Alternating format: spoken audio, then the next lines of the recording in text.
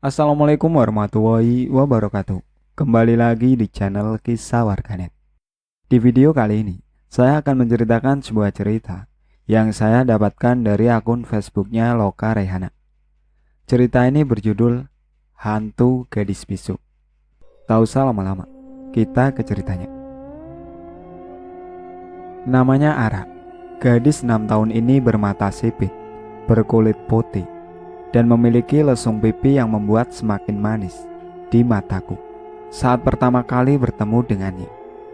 Ara gadis yang tinggal di sebuah rumah tua untuk selama-lamanya hingga ajal menjemput tanpa diketahui siapapun. Dengan senyum ketulusan, ia menyambut sakaratul maut. Sore ini aku hendak pulang ke rumah setelah seharian aku bekerja sebagai admin di sebuah perusahaan. Bang, gue pulang dulu ya. Semua stok barang-barang buat meskon besok udah gue siapin. Cek aja dulu, biar pasti dan aman besok kita. Ucapku sambil merapikan barang-barangku, hendak pulang. Gue mah percaya sama lo teh, pasti semua beres, apalagi bini bos. Ucap Bang Roni, yang tak lain atasanku di bagian admin. Gue di sini anak buahnya, di rumah baru gue bos dia. Ucapku membuat Bang Roni hanya menggelengkan kepalanya. Oh, bos ya? Ucap atasanku, yang tak lain suamiku sendiri. Enggak bos, enggak dirimu bos juga di hatiku. Ucapku membuat semua karyawan yang berada di ruangan tertawa. Nemu di mana sih bos bini model begitu? Kalau ada, kasih saya juga dong satu. Ucap Bang Roni sambil meledek suamiku yang dibalas dengan tatapan tajam super mautnya. Maaf ya, jadi bahan gibah. Udah sana pulang, jangan nyangkut-nyangkut sama demit. Mau bawa motor, apa sih biru? Ucap suamiku. Bawa motor aja, kalau bawa biru, lecet Amsong taruang jajan berkurang. Ucapku membalas ucapan suamiku, lalu mencium tajim tangan, tanda pamit untuk pulang. Setelah memakai jaket, aku pun menuju parkiran motorku. Saat di parkiran, aku melihat demit yang sedang nangkring di atas motorku. Minggir loh, dasar demit gak ada akhlak. Duduk di motor gue, bau kan tuh? Ucapku kesel. Lalu demit buyung menatapku dengan bola mata tajam yang semua permukaannya hitam, lalu terbang ke atas pohon, membuat salah satu pegawai security menghampiriku dengan wajah pucatnya. Teh, lo denger gak tadi ada suara kuntilanak ketawa? Sumpah teh melengking begitu, gue takut. Ucap Pak Rudi, security proyek yang bertugas menjaga di sekitar parkiran motor tempatku bekerja. Hele bang, badan doang gede, ama demit takut. Nih lihat ke atas, lagi nyisir dia. Ucapku sambil memakai helm. Lalu Pak Rudi melihat ke arah atas pohon, tepat di atas kami berdiri. Dengan wajah pucat serta keringat dingin, ia menatapku, lalu tanpa berkata apapun, lari meninggalkanku. Aku yang melihat itu hanya tertawa, lalu berdiri di bawah pohon, di mana sang buyung masih asik menata rambut kusutnya. Audubika limati lahi tamati minsari maholak. Udah itu bacakan sebanyak 7 kali. Kalau si buyung berubah jadi asap yang berbau gosong. Percayalah, kalian lebih mulia dari demit. Jadi muliakan diri kalian dengan kalimat-kalimat Allah. Aku pun melanjutkan untuk pergi meninggalkan tempat itu, berjalan pulang. Rasa lelah yang sudah teramat kurasa, ditambah jalan yang macet, membuat motorku terjebak di bawah jembatan bersama puluhan motor sore itu. Namun saat kemacetan terjadi, sebuah pemandangan mengiris hati kecilku. Aku melihat sosok anak kecil yang tertunduk dalam keadaan baju compang-camping, serta terlihat beberapa luka di wajah yang kini mengerikan. Suara bunyi kendaraan lain menyadarkan aku dalam pemandangan yang ada di seberang jalan. Namun saat kupandangi lagi ke arah tersebut, aku tak menemukan gadis kecil itu. Sontak aku pun merasa heran dan berusaha fokus melaju kendaraanku menuju rumah sore itu. Perjalanan yang kini sudah tak begitu macet. Tak berapa lama suara adzan berkumandang. Aku pun berhenti sejenak di sebuah warung pinggir jalan untuk beristirahat. Setelah meminta izin ke pemilik warung bahwa aku numpang duduk di depan warungnya, kini aku kembali melihat sosok anak kecil itu berada di seberang jalan yang tepat di sebuah rumah yang nampak tak terurus. Sosok gadis kecil itu melambaikan tangan kepadaku, lalu tersenyum. Seketika semua gelap, lalu tak berapa lama, semua berubah. Aku berada di sebuah ruangan yang mirip seperti ruang tamu. Terdengar bahwa aku saksikan sendiri, dua orang berbeda jenis itu sedang bertengkar. Di hadapannya ada gadis kecil yang kulihat tadi saat di jalan. Kamu urus anak sialan itu. Aku gak sudi membesarkan anak cacat yang gak bisa ngomong kayak dia. Malu aku sama para tetangga dan keluarga besar, ucap seorang laki-laki yang kuperkirakan dia seorang suami dari sang wanita yang hanya menangis mendengar ucapan sang suami. Tega kamu mas, dia anakmu, darah dagingmu. Dia seperti ini karena kesalahan kita dulu yang hendak menggugurkannya. Sekarang kita harus membesarkannya bersama-sama mas, ucap sang istri sambil memohon. Tidak akan, kau aja yang ngurus, atau kau bunuh aja anak sialan itu, baru kita bisa tinggal bersama lagi. Daripada aku malu memiliki anak bisu kayak dia, ucap sang suami sambil beranjak pergi, meninggalkan istri dan gadis mungil itu. Mas, jangan tinggalkan aku mas. Kembali mas, kumohon, ucap sang istri, berusaha mencegah sang suami yang kini sudah benar pergi dengan mobil pribadi miliknya. Sang istri pun masuk ke dalam rumah sambil menangis tersendu-sendu. Ia takut suaminya benar-benar meninggalkan, karena ia hanya istri siri dari sang suami, yang pernikahan mereka pun tak diketahui keluarga, hanya pihak RT RW tempat mereka kini tinggal. Sambil terduduk dan meratapi nasibnya, sang istri lalu menatap sejenak gadis kecil yang saat itu hanya terdiam. Lalu dengan penuh amarah sang istri menarik rambut panjang sang anak, membawa ke kamar dan memukuli serta menampar hingga darah menetes dari bibir mungil sang anak yang tak bisa berteriak meminta bantuan itu. Tak hanya itu, sang ibu juga membentur kepala sang anak berkali-kali ke ujung kayu ranjang tempat tidur yang terbuat dari kayu jati hingga darah mengalir dan sang anak pun tak sadarkan diri. Menyadari sang anak tak bergerak, sang ibu ketakutan, lalu membungkus sang anak itu dengan kain sprei yang berada di ranjang. Darah segar yang terus menembus kain sprei itu pun terus menetes di atas lantai. Kemudian sang ibu memasukkan tubuh anak ke dalam lemari, lalu mengunci tanpa memeriksa lagi apakah sang anak saat itu masih hidup atau sudah meninggal. Sang ibu dengan rasa ketakutan membereskan bekas darah sang anak yang tercacar di lantai kamarnya.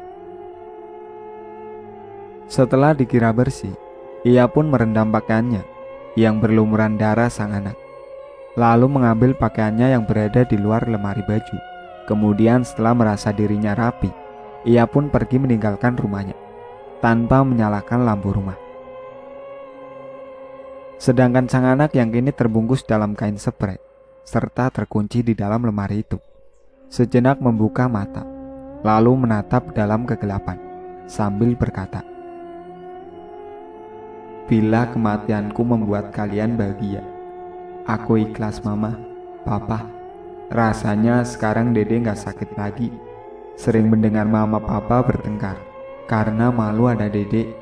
Mama, papa, dede pergi," ucap sang gadis mungil dengan ketulusan hati sambil tersenyum. Ruh pun keluar dari raganya. Ia menatap bekas kematian di mana darah kering yang masih tersisa di ranjang kamar orang tuanya. Ia mengusap lalu berjalan menembus pintu kamar. Berjalan ke arah luar kamar menuju kamar tidur yang terdapat boneka kecil kesayangan. Hai boneka, kini aku hanya Ru yang kesepian. Aku berharap mama dan papa bisa menjemput dan menguburkanku dengan layak. Sekitar terdengar olehku suara panggilan. Neng, Neng, Neng, sadar Neng. Suara itu begitu nyata, lalu perlahan aku pun membuka mata. Kulihat di sekelilingku banyak orang mengerumuniku. Alhamdulillah, Neng udah sadar. Minum Neng, ucap sang ibu pemilik warung. Terima kasih Bu, ucapku sambil menerima air hangat. Lalu dengan bismillah, ku minum air itu. Suara dering HP di dalam tasku yang saat itu berada di sampingku pun berbunyi. Dari tadi HP-nya bunyi Neng, angkat aja, pasti itu dari saudara Neng yang khawatir sama Neng, ucap sang ibu pemilik warung. Aku pun menjawab panggilan telepon itu. Di mana teh? Pasti kumat lagi ya, Sherlock sekarang, ucap sepupuku. Aku mengirim lokasiku yang berada saat itu. Lalu kutatap rumah kosong di mana gadis kecil tadi berdiri. Kenapa dengan rumah itu Neng? Tanya sang pemilik warung. Aku hanya terdiam. Lalu sang ibu menjelaskan. Baru 2 hari lalu kasus terungkap Neng. Sang ibu membunuh anaknya karena kesal takut kehilangan suami yang malu memiliki anak cacat, gak bisa ngomong. Bocah kecil itu menemui Neng ya. Bukan hanya Neng aja, saya juga sering kok didatangi sosok anak kecil namanya Ara. Dia anak yang manis dan baik. Sedih nasibnya harus dibunuh sang ibu karena kekurangannya. Jelas sang ibu menatap rumah kosong yang entah kapan sudah ada garis polisi di sana. Tak berapa lama sepupuku datang menjemputku. Kami pun pulang. Setelah mengucapkan terima kasih kepada orang-orang yang membantuku saat itu, terutama sang pemilik warung. Saat sampai di rumah, aku membersihkan diri dan sholat isya karena tadi saat maghrib aku lalai karena keadaan itu.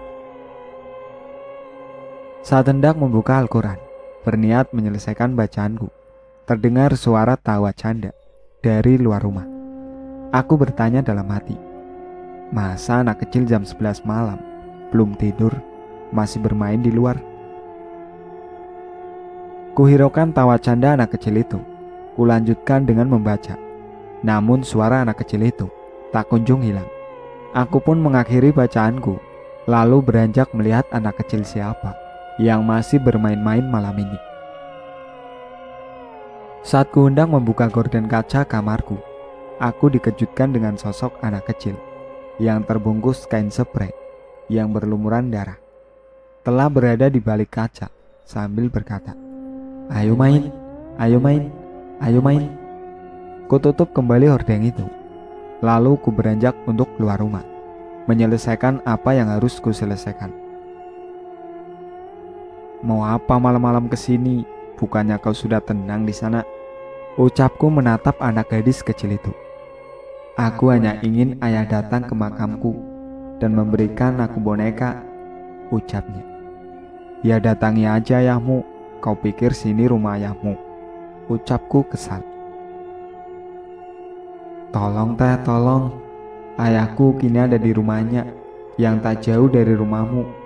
Aku tak bisa masuk dan menemui ayah karena ayah memiliki sebuah pendamping jahat dan jelek, ucap gadis itu sambil meneteskan air mata, membuatku iba. Baik, kau tunjukkan di mana rumah ayahmu. Setelah itu pergilah dengan tenang. Semua akan kusampaikan ke ayahmu, ucapku pada sosok gadis cantik itu yang kini sudah merubah dirinya jadi gadis kecil seperti semasa ia hidup. Tak berapa lama, suamiku pun pulang. Ia bertanya padaku, Mau kemana bu? Biar Raya temenin, ucap suamiku. Kami pun bergegas mengikuti sosok gadis kecil itu, yang aku dan suami dapat melihatnya. Tak berapa lama aku pun sampai di rumah, yang suamiku tahu siapa pemilik rumah itu. Yakin bu ini rumahnya? Ini kan rumah Pak Anton, seorang supplier barang, ucap suamiku. Ya udah sih tuh, lihat demit kecil itu. Udah berdiri kagak bisa masuk, ucapku kepada suami. Lah iya kagak bakal bisa masuk, kan Pak Anton punya ilmu kebatinan bu. Makanya bos-bos nurut dan langsung oke kalau nego harga sama dia. Ingat nggak yang dulu ibu bilang, ayah kok itu orang muka aneh dan diintilin sama demit. Nah rumah orang itu, jelas suamiku. Saat aku dan suami hendak menekan bel rumah, pagar rumah terbuka. Sosok Pak Anton menatap Ara dengan tatapan sedih, kemudian memeluk Ara. Aku hanya bisa ikut menangis. Ternyata Pak Anton dapat melihat Ara dan menerima Ara serta menyesali perbuatannya kepada Ara dan berjanji datang ke makam Ara membawakan boneka baru untuk Ara. Kemudian Pak Anton mempersilahkan aku dan suami masuk. Lalu ia menceritakan keadaan setelah tahu Ara dibunuh sang istri Siri yang kini berada di rumah sakit jiwa. Pasca kecelakaan menimpanya, ia pun menjadi gila akibat benturan keras saat tertabrak mobil itu. Semua ganjaran sudah ia terima, kehilangan anak serta istri pertama, karena ia mengakui semua kesalahannya pada sang istri pertama Pak Anton. Sang istri pertama pun tak terima, kemudian menggugat cerai, meninggalkan dirinya seorang diri. Penyesalan selalu datang terlambat. Sayangi orang yang kau miliki sepenuh hati, dengan tulus tanpa syarat, apalagi di buah hatimu sendiri. Keesokan harinya, aku, suami, dan Pak Anton mendatangi makam Ara yang baru dimakamkan beberapa hari lalu setelah kasusnya terungkap dari pengakuan sang ibu sebelum gila. Dengan membawa boneka baru, Pak Anton menangis di makam sang anak gadis yang bernama Ara itu dengan tersenduh-senduh. Jangan seperti itu Pak, kasihan Aranya. Doakan dia tenang di sana dan sang ibu bisa sembuh serta bertobatlah, ucapku sambil melihat Ara yang kini berada tepat di hadapanku dengan wajah bersinar senyum, manis, rambut terurai indah. Teteh bilang ke papa dan mama, Ara memaafkan kalian dan Ara sayang kalian, ucap lembut Ara terdengar oleh Pak Anton. Seiring dengan menghilang bersama harumnya wangi melati serta sejuknya angin saat penuh keikhlasan saat itu. Sekian perjalanan ceritaku, semoga ada sedikit yang kita ambil hikmahnya. Nama toko cerita, semua disamarkan. Itulah akhir cerita dari Hantu Gadis Bisu. Sekian dari saya. Wassalamualaikum warahmatullahi wabarakatuh.